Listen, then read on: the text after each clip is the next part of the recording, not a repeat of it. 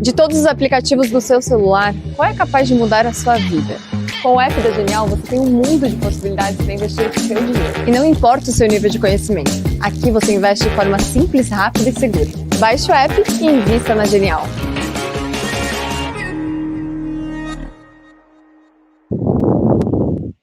Olá, estamos de volta aqui com Conversa com o Semarch. Hoje tem comigo aqui a Alessandra Ribeiro, da Tendências Consultoria. Como é que vai, Alessandra? Tudo bem? Tudo bem, Zé. Obrigada pelo convite, é sempre um prazer.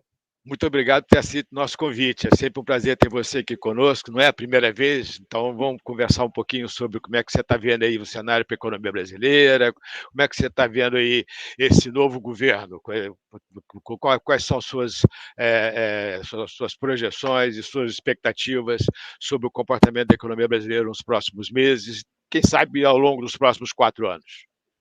Pois é, Zé.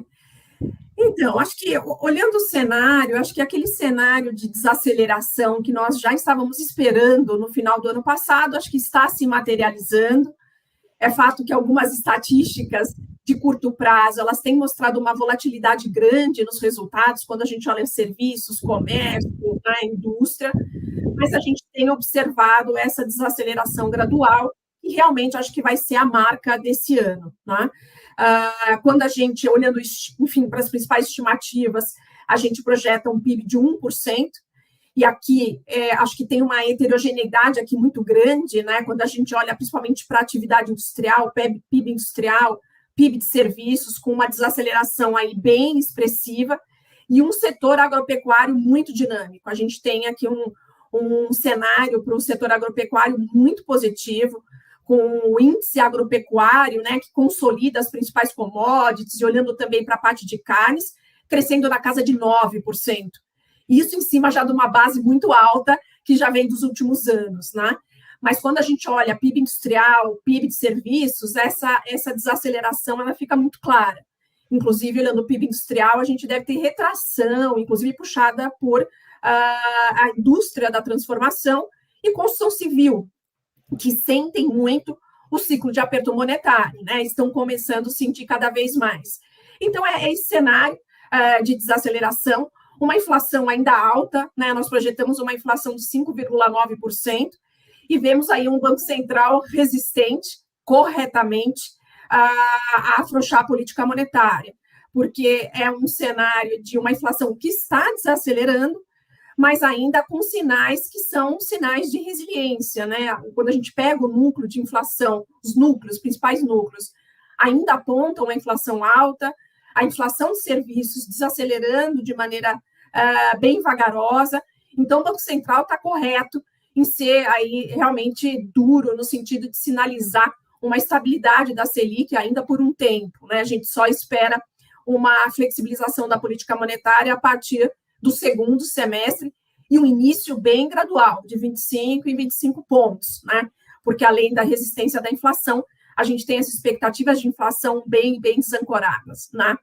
Na casa de 4 e acima de 4 para o ano que vem. Então, é um cenário que eu acho que está vindo em linha, inclusive uma parte dessa história tem a ver com o cenário mundial, e isso está se materializando, a exceção realmente é a China, então isso está acontecendo. E aqui as incertezas ainda acho que seguem bem importantes, né, Zé? Assim, porque a gente vê alguns sinais preocupantes, mesmo em relação ao arcabouço que tivemos aí, do arcabouço fiscal, apareceu lá um limite sobre despesas, que era uma grande preocupação, mas ainda tem pontos, né, que a gente tem uma preocupação grande, que tem a ver com relação a receitas, essa ideia do governo de recuperar a base de arrecadação para gerar resultado primário já neutro o ano que vem, que não é a nossa expectativa, como também alguns elementos que nos preocupam aqui com relação a fim da obrigatoriedade de contingenciamento e mesmo o afrouxamento aí no enforcement para cumprimento das metas. E aqui acolá esses sinais de pressão do Banco Central, aí do outro lado, aumento de salário mínimo, aumento de funcionalismo público, as coisas não se conversam muito. No nosso cenário básico, o que a gente tem, né, apesar dessas sinalizações desencontradas e preocupantes, né, em vários sentidos, a gente tem a expectativa de correção de algumas dessas sinalizações, e aí principalmente pelo Congresso. E aí eu acho que o marco do saneamento está sendo um bom teste em relação a isso, né, todo o posicionamento do Congresso em relação ao decreto presidencial, e é um pouco que a gente tem o cenário básico. Sinais preocupantes, e aí a gente gera correções, e essa correção vem aí pelo Congresso, força de mercado, gerando, aí, tirando a gente de um cenário, pelo menos nosso cenário básico, de cenários mais extremistas. Um pouco isso, no geral. Mas, Alessandra, mas que tipo de correção que vocês estão esperando vindo do Congresso? Quer dizer, na verdade, um dos grandes problemas, a meu ver, pelo menos, um dos problemas desse arcabouço fiscal é o fato de que não tem punição se ele não for cumprido. Você acha que o Congresso vai introduzir uma punição à pessoa física? Tem que ser punição ao CPF, né? Quer dizer, não é uma punição generalizada, mas o teto do gasto tinha uma punição muito clara, crime de responsabilidade. Não cumpre o teto, tem um crime de responsabilidade no CPF do gestor, tá certo? Um dos grandes problemas desse arcabouço fiscal é que o CPF do gestor não é punido hora nenhuma, né? Quer dizer, isso é um problema, isso é um sinal muito ruim do meu ponto de vista, no sentido de que isso um pouco indica que existe pouca confiabilidade de que as metas vão ser cumpridas. Você acha que o Congresso vai colocar algum tipo de punição aí para resolver esse problema? Ou, quer dizer, que tipo de correção você está vendo aí para o Congresso? Zé, eu acho que o Congresso, e principalmente essa necessidade de coalizão, e é uma necessidade de coalizão ampla que esse governo tem que fazer para conseguir avançar nas matérias, é colocar alguns limites. Eu concordo com você que esse ponto em especial, ele torna o arcabouço pouco crível, né? Porque a partir do momento que você não tem a penalização, né, a possibilidade de você ficar furando a meta sem nenhum prejuízo é grande, né? E como a lista de desejos é imensa, né, o risco é justamente esse. Você colocar lá, não cumpre aquelas regras de limites para os gastos, e continua só com aquela regra de 50% de crescimento da receita.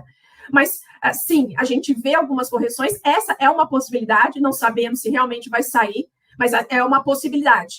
Como eu mencionei, a questão do marco do saneamento, né, com o decreto presidencial, a gente teve aí o Congresso se movimentando para ter um decreto legislativo e agora o governo se posicionando para alterar trechos do decreto presidencial. É mais nessa linha.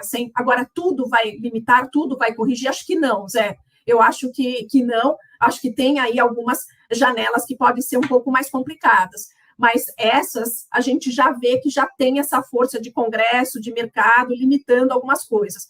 E outro ponto, né, de preocupação, que é sempre em relação aos bancos públicos, a política parafiscal, crédito subsidiado, mesmo mudança de TLP, essas coisas.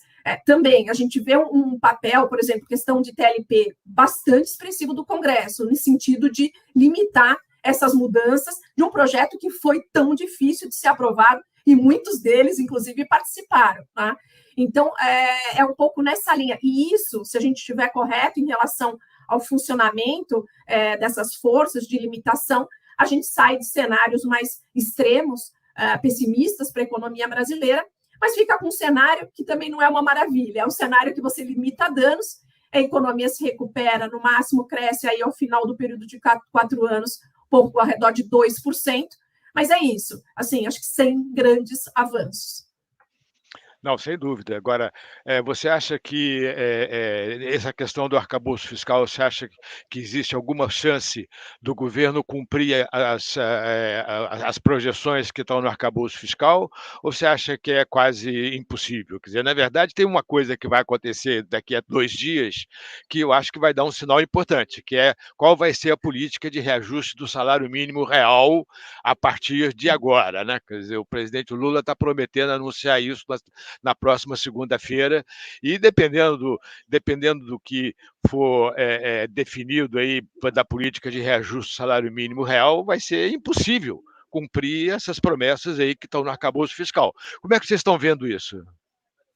É isso aí mesmo, Zé. E pelo jeito, assim, em relação ao salário mínimo, se é isso que estão falando que vai sair, vai ser aquela regra antiga de inflação do ano anterior e crescimento do PIB de 2 anos antes, né? Então, assim, que é um crescimento que a gente tem, que é um crescimento de 1,5%, né? A média do período, um pouco abaixo de 2%, que é um crescimento expressivo, porque além do salário mínimo, carrega várias despesas juntos, previdenciárias e de benefícios assistenciais e tudo mais. Então, sim, eu acho que isso tem um reflexo significativo nessa questão do limite dos gastos, e a gente não tem, ou seja, não compra esse call do governo em relação às metas de resultado primário. Mesmo para o ano que vem, né, o governo já fala em 0, a gente ainda trabalha com déficit de 0,6, por exemplo, de resultado primário para o ano que vem. E a dívida fecharia esse ano em 77%, a dívida pública do governo geral, caminhando para 82% ano que vem. Então, no fundo, é o que a gente tem ao longo, olhando esses 4 anos, principalmente, é um cenário de aumento do endividamento. Quando a gente começa a ter uma estabilização, com a dívida na casa de 87% lá em 2026, 2027, que a gente começa a estabilizar, se a gente estiver correto em relação, de novo, a crescimento, e aí a gente está trabalhando com a regra da receita, né? Eu não estou considerando nessas contas que vai ter, enfim, uma regra pouco crível e você descumpre e nada acontece. Assim, comprando a regra do jeito que ela está hoje, a gente chegaria nessa estabilização com a dívida na casa de 87%, o que é muito, muito alto. Mas ainda demoraria bons anos para o resultado primário zerar e ficar positivo. A gente tem um cenário similar, quer dizer, a gente tem um cenário de déficit fiscal até 2026, tá certo? Fechando 2026 com uma dívida de aproximadamente 90% do PIB, que é um pouco similar ao que vocês têm, tá certo? A gente tem também um cenário bem negativo do ponto de vista de crescimento. Nossa avaliação é que o aumento de receita tributária significa o aumento da carga tributária, independentemente de onde vem. E a gente sabe que quando você aumenta a carga tributária, o crescimento da economia diminui, tá certo? Consequentemente, a gente tem uma trajetória de crescimento bem negativa aí nos próximos anos, tá certo? Não negativa, quer dizer, pequena, muito, muito baixa, tá certo? Não necessariamente negativa em termos absolutos. Então, eu acho que esse é um ponto importante e a gente está muito pouco otimista em relação ao cumprimento do arcabouço fiscal. Na verdade, quer dizer, que o nosso ponto é assim, mesmo que o governo consiga cumprir o arcabouço fiscal, a dívida não vai deixar de subir como proporção do PIB até 2026, pelo contrário, vai continuar aumentando, e o mais provável é que o governo não consiga cumprir o arcabouço fiscal, consequentemente, a evolução da dívida deve ser ainda mais forte do que o que está nos dados aí se cumprir. Então, esses são pontos que a gente tem trabalhado. Agora, você acha que o mercado vai ficar tranquilo caso esse cenário se verifique efetivamente? Você acha que o mercado não vai reagir a esse aumento na relação dívida-PIB? Para um país emergente, uma dívida de 90% do PIB é sustentável? Qual é a avaliação que vocês fazem desse processo? Então, Zé, eu acho que essas contas, como a gente está fazendo, vocês aí, e a gente pega as projeções de mercado para endividamento, o mercado piorou bem as projeções para endividamento. Então, assim, o mercado já considera, em boa medida, que o cenário é de incremento de endividamento. E aí, se para 87, 90, eu acho que, assim, em boa parte, o mercado já acha que é essa mesma tendência. Não é à toa que quando a gente pega os juros longos, médios e longos, né, ao longo da estrutura a termo de juros, a gente já vê a piora significativa que a gente teve em relação ao final do ano passado. Se a gente pegar essa curva em outubro e comparar, por mais que ela tenha melhorado um pouco, mas ainda esses juros são muito altos. Então, acho que esse é o preço que a gente já está pagando, sabe, Zé? Para financiar um país emergente arriscado, com dívida caminhando para 90%, eu vou requerer um juro muito maior. No fundo, é isso.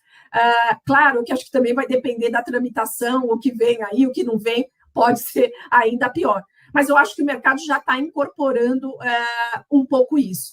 Agora, o que eu acho que acaba um pouco, não é suavizando, mas limitando esses efeitos negativos aqui para a gente, Zé? é o cenário, acho que, de mundo também, né? Então, quando a gente vê esse cenário de mundo, então, os países desenvolvidos também lutando com a inflação, juro lá em cima, economias desacelerando, economia norte-americana entrando em recessão, riscos geopolíticos, dois grandes bigs, né, brigando, que é China e Estados Unidos, e toda essa polarização. Então, um risco de mundo e de China, olhando especificamente, aí muito expressivo. E isso acaba gerando algumas apostas em países emergentes como nós. Então, acho que esse cenário de mundo acaba limitando um pouco desses efeitos negativos. É um pouco da nossa percepção, porque se não fosse isso, acho que o cenário seria ainda pior. Agora, focando em alguns pontos positivos, né, Zé? Porque acho que, assim, olhando o cenário, assim, se o Brasil, né, essas forças, a gente está correto em relação a essas forças limitadoras de agendas ruins, né? Seja mercado, seja Congresso. E se a gente conseguir avançar, por exemplo, uma pauta que a gente está vendo que realmente é muito positiva, é a questão da reforma tributária, né? Acho que isso realmente foi um acerto de criar uma secretaria extraordinária para liderar o projeto de reforma tributária, e nós avaliamos que é um bom projeto, né? Então, a gente conseguindo limitar esses estragos, né, e avançar numa pauta como essa, a gente pode ter efeitos interessantes em termos de PIB potencial para a economia brasileira, né?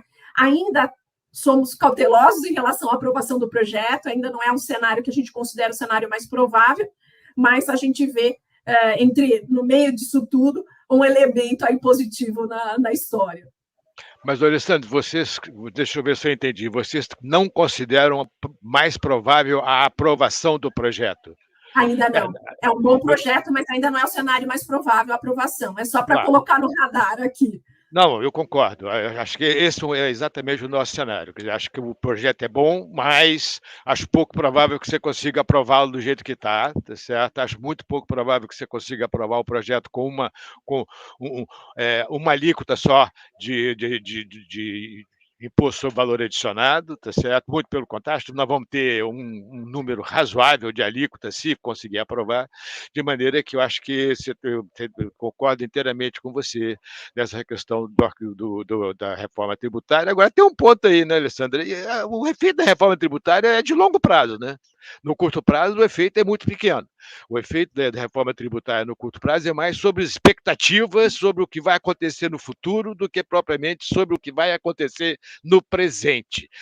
Você acha que isso é suficiente para mudar a trajetória negativa de todas essas questões de curto prazo que estão acontecendo, a parte negativa de curto prazo que está acontecendo na economia brasileira? Não é suficiente para anular, não, Zé. Assim, por isso até que eu coloquei, se a gente conseguir limitar essas pautas negativas e avançar com essa agenda, a gente tem um efeito importante para expectativas, certamente, né? Agora, os efeitos vão se materializar ao longo do tempo. Agora, se a gente realmente, essas forças, a gente estiver errado, que essas forças de contenção, né, elas não funcionam, a gente está errado, não funciona, não limita, a gente tem agendas aí muito ruins, seja em relação a acabouço aí fiscal, crédito subsidiado, bancos públicos e gastos de forma geral, né? E então aí é difícil, mesmo com a aprovação de uma reforma tributária relativamente ok, neutralizar todos esses efeitos. Aí eu acho ruim. Eu acho que o ponto é limitar agendas danosas e conseguir avançar com uma reforma tributária, né? Eu acho que é um pouco isso que enfim, eu tenho na cabeça de ter efeitos aqui positivos para o Brasil. Esse seria um contexto para termos um quadro um pouco mais positivo em relação ao que a gente está falando agora. Realmente, eu acho muito. Os sinais não são nada positivos, né? Quer dizer, no curto prazo. Eu concordo que a questão da reforma tributária é o lado mais positivo desse processo, mas os sinais de curto prazo não são nada positivos, né? Essa questão do crédito subsidiado, a volta das taxas de crédito subsidiado, a volta do crédito direcionado, tá certo? Tudo isso é muito negativo no curto prazo e é muito preocupante. Agora, como é que você está vendo o cenário internacional? Você começou a falar aí sobre a economia americana, como é que você está vendo aí essa coisa da economia americana, da zona do euro? Você está, por exemplo, orando aí passando uma boa parte do tempo aí na Alemanha, como é que você está sentindo o processo aí na economia, na zona do euro e na economia americana de modo geral?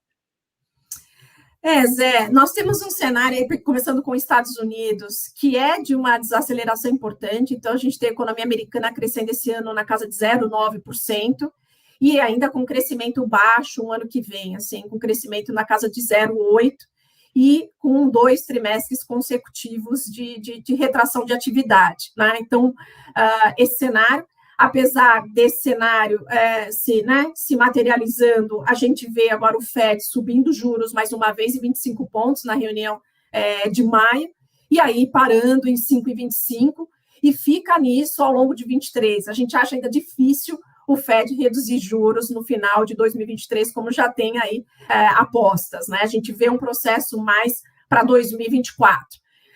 Então, isso ainda, em relação ao que o mercado está precificando, a gente ainda está numa ponta mais conservadora em relação ao Banco Central por lá, e essa luta com a inflação para trazer a inflação para patamares mais baixos. Em relação à zona do euro, acho que tem se mostrado aqui um cenário um pouquinho melhor. A questão energética ela foi menos dramática, até por causa de um inverno menos rigoroso aqui. Então, quando a gente pega, principalmente, estoques de gás e preço de gás, a gente está numa situação muito mais confortável do que foi pensado, né? Assim, foi imaginado no final do ano passado, e isso gerando algum crescimento, né, um pouco acima de zero nesse ano de 2023, e aí alguma recuperação um pouco melhor para 2024. Mas também aqui o BCE, nesse processo de subida de juros, a gente tem a expectativa que ele leve os juros aí para 4%, e também ficando nesse nível por todo 2023, começando uma redução realmente a partir do segundo tri de 24. Então, ainda é um cenário que redução de juros nas principais economias, para a gente ainda vai demorar um tanto, Zé. Então, o custo vai aparecer em termos de atividade, mas necessário para trazer essa inflação mais para baixo, aí, principalmente a partir de 24, né? Agora eu acho difícil. Novamente, eu estou um pouco mais pessimista em relação à inflação, tanto na zona do euro quanto nos Estados Unidos. Eu acho que a inflação nos Estados Unidos ela caiu substancialmente, principalmente por causa de preço de commodities, tá certo? Mas se você olha a inflação de serviços e os núcleos e a inflação de serviços estão muito altos ainda, tá certo? Isso significa o seguinte: a taxa de juros de 5% vai ser ainda taxa de juros real negativa, tá certo? E eu acho difícil, com taxa de juros real negativa, o banco, quer dizer, o Fed conseguir levar a taxa de inflação nos Estados Unidos para 2% ao ano, que é a meta. Então, eu acho, que a gente aqui está com um cenário de aumento de juros de 0,25 pontos de porcentagem na próxima reunião, na próxima terça-feira, na próxima quarta-feira, mas nós achamos que vai continuar. Tá certo? Que ainda tem mais pelo menos uma ou duas, talvez. A pergunta que a gente se faz aqui é se vai chegar aos 6% ou não, tá certo? Essa que eu acho que é a questão importante. Porque a taxa de inflação está em 5%, pô. Com a taxa de inflação em 5%, quer dizer, como é que é difícil você gerar desaceleração. E tem um ponto importante que é o seguinte, quer dizer, com o fim da pandemia, o setor que está puxando o crescimento da economia, das economias todas, na economia brasileira, da economia americana, da economia da zona do euro, é o setor de serviços. E o setor de serviços é muito intensivo em mão de obra. Como o setor de serviços é muito intensivo em mão de obra, o mercado de trabalho está muito apertado. Está muito apertado na Europa, está muito apertado nos Estados Unidos e está muito apertado no Brasil. E quando o mercado de trabalho está muito apertado, os salários crescem muito acima da inflação, o que torna extremamente difícil reduzir a taxa de inflação. Eu acho que esse é um problema que não tem sido levado em consideração, quer dizer, o fato de que o crescimento está sendo, em grande parte, baseado no setor serviços, que é muito intensivo em mão de obra, faz com que a política monetária tenha que ser mais dura do que se o crescimento fosse mais equilibrado, tá certo? Eu acho que esse é um que a gente tem tentado trabalhar aqui, e está acontecendo no mundo inteiro, né? Quer dizer, eu acho que esse é um ponto importante que tem que ser levado em consideração. E aí, quer dizer, isso afeta o Brasil, né? Quer dizer, se a taxa de juros nos Estados Unidos estiver aqui a 6, faz a maior diferença do que se puder parar agora, tá certo? Então, esse é um outro ponto que a gente tem tentado trabalhar, quer dizer, até onde vai a taxa de juros na economia americana, tá certo? Alessandra, como é que você está vendo esse negócio da guerra? Aí, quer dizer, isso deve estar sendo um assunto bastante falado aí, né? Como é que é o sentimento aí na Alemanha dessa questão da guerra? Qual é a expectativa? Como é que vocês estão vendo isso? Zé, aqui realmente é muito diferente a sensação, assim, porque a guerra é algo muito presente aqui, assim, porque por mais que no Brasil a gente acompanhe, tá, né, assim, lendo noticiário, aqui não, é uma discussão intensa o tempo todo, né? Então a sensação realmente é outra. Agora, Zé, assim, não vejo nenhum sinal de uma resolução, assim, muito próxima, assim, não consigo ler aqui algum avanço em termos, sabe, de negociação que aponte para um final aí em breve desse conflito. É um pouco a sensação. Tanto é que, quando a gente pensa em cenário, é difícil sensibilizar um cenário com o fim desse, sabe, tentar estimar um fim para essa questão, porque realmente acho que estamos ainda distantes. Quer dizer, a sensação que você tem é que não vai acabar nunca, né? Que tem um impasse total. Esse é que é o pior cenário, né? Quer dizer, uma sensação de que tem um impasse, você tem um país muito grande que não vai perder a guerra e um país pequeno que está sendo rearmado sistematicamente, que também não vai perder a guerra. Então, a possibilidade de negociação acaba sendo muito pequena, né? Quer dizer, eu acho que realmente é um negócio bem impressionante. E aí deve estar, quer dizer, eu acho que mas existe, quer dizer, existe no ar alguma ideia de sei lá, de como pode, quer dizer, como pode acabar, qual é a direção que deve seguir esse conflito de tal forma, eventualmente, em algum momento vai ter que acabar, né? Então, quer dizer, não existe algo algo aí que seja falado e que seja possível eventualmente pensar em como esse processo vai terminar? Zé, para ser sincera, eu não consegui ler isso aqui ainda, sabe? Nessas sinalizações, porque sempre fica o apoio, aqui isso é muito claro, o apoio à Ucrânia e a disponibilidade para estar lá, né, junto, do que efetivamente um caminho de negociação para colocar fim à questão. Então, eu realmente ainda não consigo ler uma sinalização de caminho ou ideias para se chegar aí a um consenso, sabe? Com a Rússia do outro lado. Então, por isso que a dificuldade de ler, né, ou tentar estimar de quando isso pode ter realmente um fim. Cenário complicado. Realmente é difícil, né? Quer dizer, é bem complicado. Alessandra, muito obrigado pela sua participação, excelente aqui, muito bom saber que você está aí na Alemanha, vindo ao Brasil com a frequência, acho que é muito, muito legal. Muito obrigado e até uma próxima. Obrigada, Zé, eu que agradeço. Obrigada pelo convite. Até. Imagina. Prazer. Prazer todo meu. Quer aprender sobre finanças do zero? É só acompanhar o Genial Responde. O tema dessa semana é o que é Dividend Yield e como calcular. O Genial Responde vai ao ar todos os sábados às 10 horas da manhã e dura menos de 3 minutinhos. Te vejo por lá.